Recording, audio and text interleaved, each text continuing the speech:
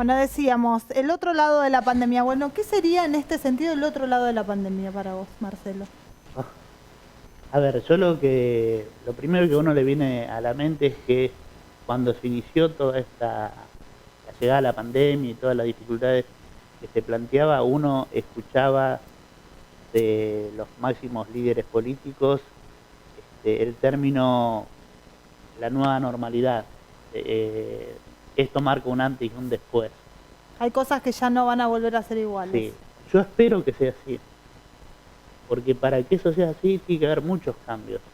Y yo lo que advierto es que la pandemia en primer lugar puso en descubierto, por lo menos en nuestro país, se repite en todo el globo, digamos, pero pone primero en descubierto una falencia del sistema sanitario. Que no nos pasa solo a nosotros. No nos pasa solo a nosotros, obviamente. Después, obviamente, aparecen las urgencias por las dificultades económicas, como bien marcaba Fernando. Y entonces ahí, bueno, empezamos a cuestionar algunas decisiones y empezamos a analizar todo acostumbrados a la normalidad que teníamos. Yo creo que la pandemia tiene que servirnos para entender que la humanidad tiene que cambiar el esquema de desarrollo productivo y de crecimiento económico que hemos venido desarrollando hasta la actualidad. Porque si no cambiamos eso, no va a servir de nada toda esta etapa. Tenemos que entender que no podemos seguir produciendo y haciendo crecer la economía a espalda del medio ambiente. Si no entendemos que lo estamos perjudicando y que ese perjuicio nos termina repercutiendo, porque en definitiva hoy lo que nos está pasando es producto de esa desatención. Los primeros días que descansó el planeta de nosotros parecía que todo volvió a aflorar. Claro, y cuando uno habla en algunos sectores y decís cómo será la nueva normalidad, y entonces algunos empiezan a hablar de nuevos diseños arquitectónicos manteniendo distancia, vamos a desarrollar barbijos más cool. En realidad la nueva normalidad tiene que ver justamente con que podamos vivir libres, sin esos tapabocas que tapan nuestras expresiones, con la posibilidad de movernos tranquilamente, pero para eso tenemos que encontrar los espacios de debate necesarios que nos permita ir discutiendo estos temas de fondo, que están en la agenda desde hace muchísimos años, pero que no los enfrentamos. Esta semana, el 2 de junio, se festejó un nuevo aniversario, bueno, un nuevo día del medio ambiente, que surge a partir de la primera conferencia de Naciones Unidas en el año 72, donde ya se denunciaban estas cuestiones. Pasaron todos estos años y seguimos igual. Creo que, por el contrario, vamos profundizando estas situaciones. Los intereses económicos allí tienen más peso que por allí la parte de Fíjate que desde dónde vos justificás, por ejemplo, la deforestación. Nada, desde la idea de que podés conseguir mayor rentabilidad con los cultivos intensivos.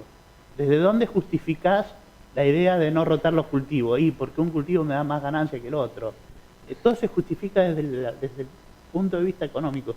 Si no cambiamos eso, si no pensamos en esquemas donde el objetivo sea la rentabilidad exacerbada, y no pensamos en esquemas igualitarios donde todos estemos medianamente cubiertos, y vamos a pasar esta pandemia y seguramente aparecerá otra. Y ese creo que es el gran desafío. Y en ese esquema creo que lo territorial, lo cercano va a tener mucha importancia.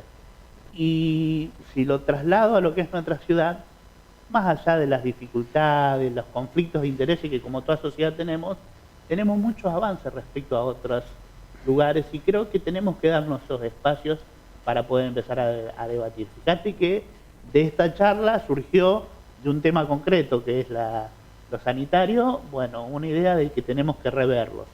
Yo defiendo el sistema de obras sociales sindicales, pero entiendo también que hay que profundizarlo. Entonces, son debates que generalmente evadimos. Y evadiéndolos nunca llegamos a las soluciones. Y la cuestión de nuestro esquema de crecimiento económico y de sistemas productivos, si nosotros no encontramos variables, seguramente vamos a seguir enterrándonos en el barro cada día más. Daniel, ¿cuál es tu otro lado de la pandemia o el análisis de ese otro lado? Bueno, una pregunta más sencilla no tenés. No. No, bueno, yo creo que asistimos a una oportunidad en principio. La crisis es grande a nivel local, a nivel internacional, es profunda. Esta vez está teñida por la cuestión sanitaria, es una crisis que empieza por lo sanitario, pero tiene una repercusión económica.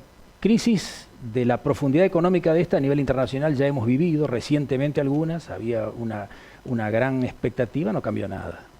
A nivel local, la crisis del 2000, 2001, 2002 allí fue mucho más profunda que la actual, había tremenda expectativa de que iba a haber cambios políticos, sociales, no cambió nada.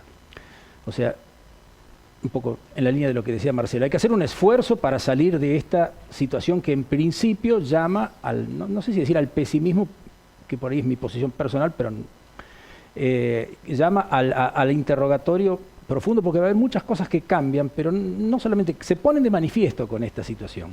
El mundo está cambiando, hay un emergente de una nueva potencia universal que viene de Oriente, que es, trae un modelo muy distinto al que estamos acostumbrados nosotros.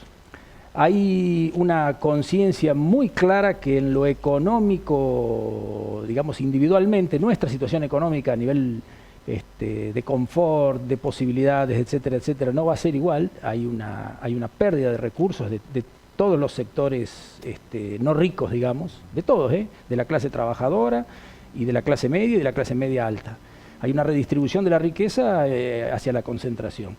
Hay un nuevo planteo que se está haciendo de la intervención del Estado. Esto seguramente va a potenciar la participación del Estado, pero bueno, hay que ver qué Estado, ¿no es cierto? Aquí hay cuestiones que hay que analizar, porque tenemos el modelo americano, tenemos el modelo por ahí oriental, tenemos el modelo europeo, que son situaciones en las cuales el Estado tiene distinto grado de involucramiento en la sociedad con distintos resultados. Y eso va a llamar a un replanteo también.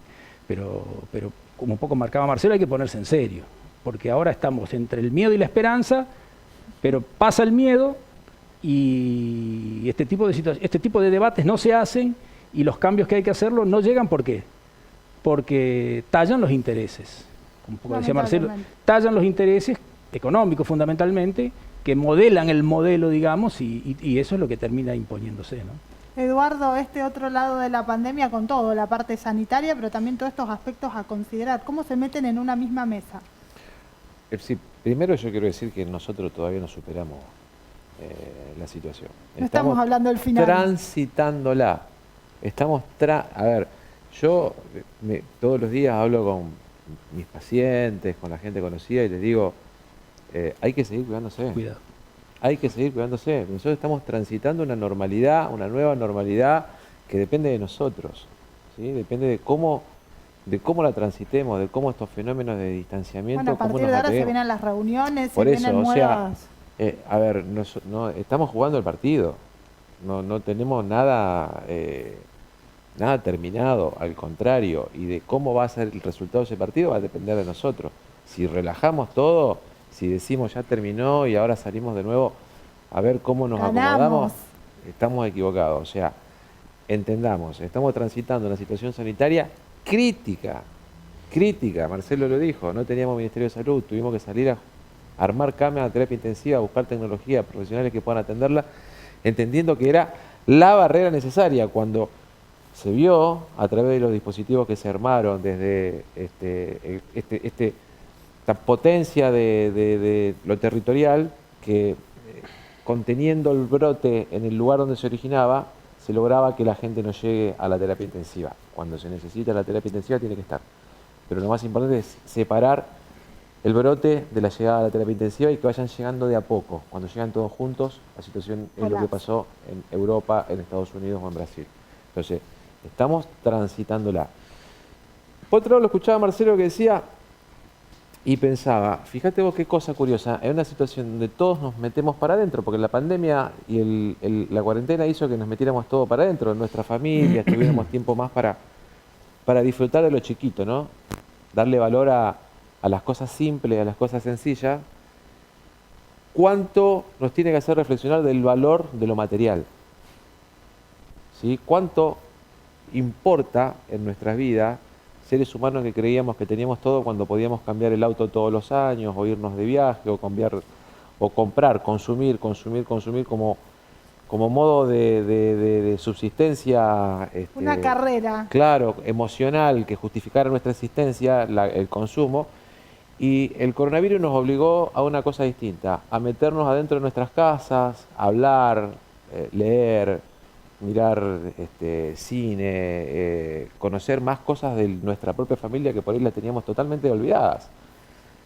Y por otro lado, pienso en más que desde lo macroeconómico, todas las situaciones donde el peso fuerte está cayendo sobre los que más dificultades tienen, si no hay un espíritu redistributivo fuerte de parte del Estado que tenga presencia y diga, señores, lo que concentran tiene que derramar a los que más le cuestan, esto va a hacer que el mundo sea más inequitativo de lo que era.